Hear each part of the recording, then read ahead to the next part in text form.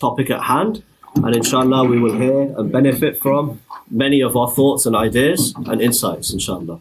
So if I can just get a sense of people who wanted to contribute. I had been, Sheikh Arif, I'll ask for your apology, because in the last gathering, I very much wanted to hear Mufti Farooq speak, but he refused, actually. And today he has kindly gestured towards me that he's ready. So he has to do qada from last time. So we will give Mufti Farooq the first opportunity. Bismillah ar-Rahman ar-Rahim. Alhamdulillah Rabbil Alameen. Wassalatu wassalamu ala ashrafil anbiya wal mursaleen. Sayyidina wa Maulana Muhammad wa ala alihi at-tayyibin at-tahirin al-mutahharin. والصحابة المنتجبين ومن تبعهم بإحسان إلى يوم الدين. شیخ عارف کریں گے. Sheikh Arif, would you like to come? Will it be easier? Mufti Saab is going to speak in Urdu, but we will translate, inshallah. فدق کا جو قضیہ ہے یہ تاریخ کا نہیں ہے، یہ پیغمبر کی جائیداد اور نبی اکرم کی بیٹی اور پہلے خلیفہ کے درمیان ایک قضیہ ہے، اور ہمارے لیے رہنما کتاب جو ہے وہ کتاب اللہ ہے، نہ نہج البلاغہ ہے، نہ بخاری ہے، اور نہ اصول کافی ہے. بنیاد جو ہے وہ قرآن ہے. تو ہم نے یہ دیکھنا ہے کہ اس مسئلے پر قرآن ہماری رہنمائی کیا کرتا ہے. یہاں شیعہ اور سنی کے درمیان یہ معاملہ چلتا ہے کہ سنی یہ کہتے ہیں کہ رسول اللہ کی تو یہ پراپرٹی تھی ہی نہیں، یہ تو مال فے تھا، تو جب رسول اللہ کی ملکیت ثابت نہیں تو وراثت کہاں سے آ گئی. اور بقول شیعہ کہ اگر انہوں نے ہبہ کیا ہے اپنی بیٹی کو تو اس مال کے مالک نہیں تھے، تو ہبہ کیسے کر لیا ہے. تو قرآن جو شیخ رجانی نے اور شیخ عبدالحمید قصوری نے جو آیت پیش کی ہے سورہ الحشر کی، اسی کے اندر رسول اللہ کی ملکیت ثابت ہے. ما افاء اللہ علی رسولی منہم فما اوجفتم علیہ من خیل ولا رکاب ولکن اللہ یسلط رسلہ علی من یشاء. میرا پوائنٹ یہ ہے یسلط رسلہ، تسلط کیا ہے؟ علماء بیٹھے ہیں وہ کریں گے، علماء بیٹھے ہیں وہ جانتے ہیں کہ تسلط کیا چیز ہوتی ہے. تو یہ تسلط کا جو لفظ ہے یہ پیغمبر کی ملکیت کو ظاہر کر رہا ہے. ایک یہ پہلا پوائنٹ ہے. دوسرا یہ ہے کہ کیا نبی کی وراثت ہوتی ہے یا نہیں. یوصیکم اللہ فی اولادکم للذکر مثل حظ الانثیین، سورہ نساء کے اندر اللہ رب العالمین نے یہ بتا دیا ہے کہ تمام امت کی تمام مسلمانوں کی وراثت ہے، اور اس کے اندر وَلِكُلٍّ جَعَلْنَا مَوَالِيَ مِمَّا تَرَكَ الْوَالِدَانِ وَالْأَقْرَبُونَ. وَلِكُلٍّ، یہاں وَلِكُلٍّ کا جو لفظ ہے یہ میرا پوائنٹ ہے کہ ہر ایک کے لیے ہم نے وراثت مقرر کی ہے، وراثت کا قانون ہم نے طے کر دیا ہے.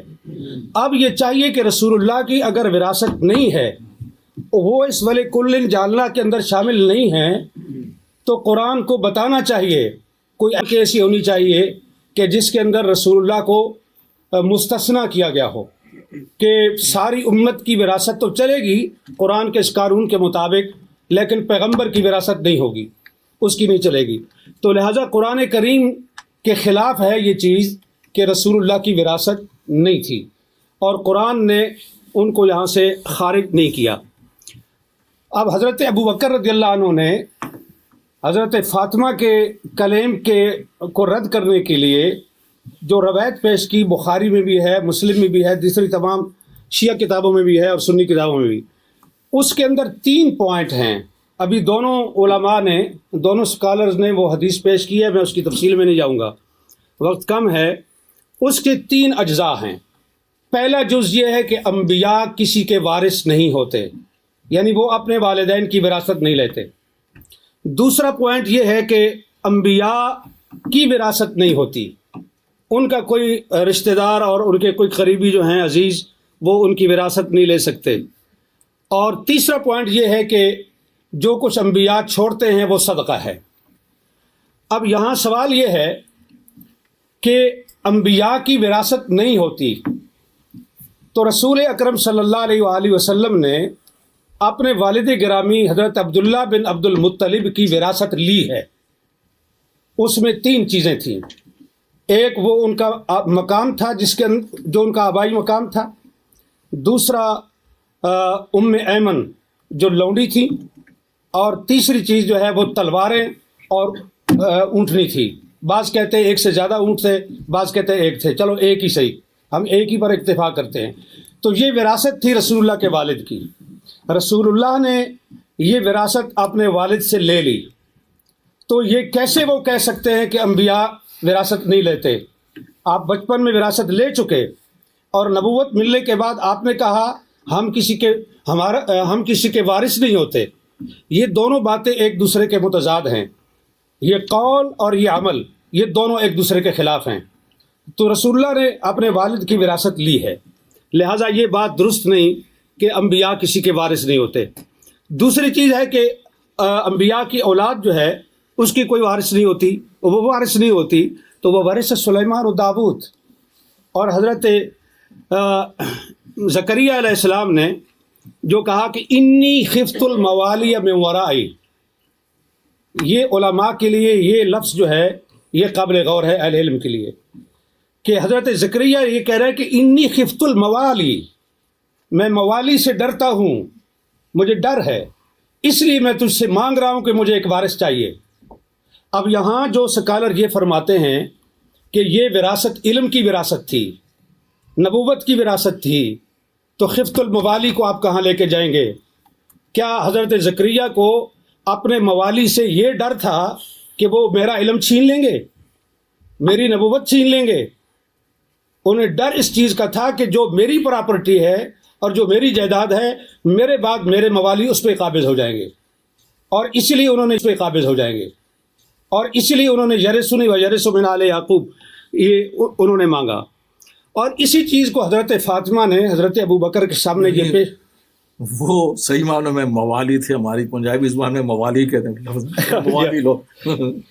مفتی صاحب ذرا سے اگر خلاصہ کر سکے. جی بالکل خلاصہ کر. پچھلی ساری کتابیں تو گزارش یہ ہے کہ یہ ہے قرآن، اور یہ کہہ رہے ہیں ڈاکٹر علی کے وقت نہیں ہے تو میں اس کو مختصر کرتا ہوں، صرف تاریخی لحاظ سے ایک چیز پیش کر کے، کہ حضرت ابو بکر اور حضرت عمر کے دور میں گورنمنٹ کے قبضے میں رہا فدق. حضرت عثمان نے سارا مروان کو بخش دیا. اگر مسلمانوں کی پراپرٹی تھی تو تیسرے خلیفہ کو یہ حق کس طرح تھا کہ وہ مروان بن الحکم کو سارا دے دے؟ پھر حضرت عثمان کے بعد امیر شام معاویہ بن ابی سفیان کا دور آیا. انہوں نے حضرت عثمان کے بیٹے اور حضرت اس کو مروان کو اور اپنے بیٹے کو، ان تین کے درمیان فدق کو تقسیم کیا جناب معاویہ بن ابی سفیان نے. عمر بن عبدالعزیز آئے، انہوں نے یہ، اور پھر مروان نے یہ جائیداد وراثت کے طور پر اس کی اولاد کو پہنچی، عبدالعزیز بن مروان کو، اور اس کے ذریعے سے حضرت عمر بن عبدالعزیز تک پہنچی. عمر بن عبدالعزیز نے سارا فدق جو ہے وہ اولاد فاطمہ کو واپس کیا، یہ کہہ کر کے کہ یہ ان کا حق ہے، ان کے ساتھ زیادتی ہوئی ہے. اب سوال یہ ہے کہ فیصلہ حضرت ابو بکر کا درست تھا، فیصلہ حضرت عثمان کا درست تھا، فیصلہ عمر بن عبدالعزیز کا درست تھا، اور اس کے بعد کی تاریخ انہوں نے بتا دی. یہ مامون الرشید تک پہنچتا ہے، اور مامون کے بعد پھر حکومت کے قبضے میں آیا، اور پھر آج تک بنو فاطمہ کو وہ واپس نہیں مل سکا. تو یہاں میرا پوائنٹ یہ ہے کہ یہ جو حدیث پیش کی جاتی ہے یہ قرآن کے خلاف ہے. اہل سنت کے محدثین کے اصول کے مطابق قرآن پر پیش کرو، درایت پر پیش کرو. اگر اس لحاظ سے روایت ٹھیک ہے تو قبول کی جائے گی، ورنہ اس کو رد کیا جائے گا. بخاری کے اندر روایت آنے کا یہ مطلب نہیں ہے کہ ہم اس کو آنکھیں بند کر کے قبول کر لیں. یہ روایت قرآن کے شرعی خلاف ہے. بسم اللہ الرحمن الرحیم.